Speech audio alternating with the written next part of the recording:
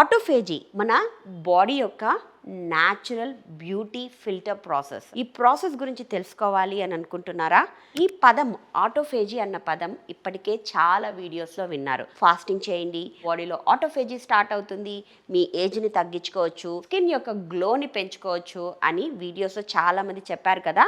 Autophagy అనగానే మనకు గుర్తుకొచ్చేది fasting. Autophagy start అవ్వగానే మనకు న్యాచురల్ స్కిన్ గ్లో వస్తుంది.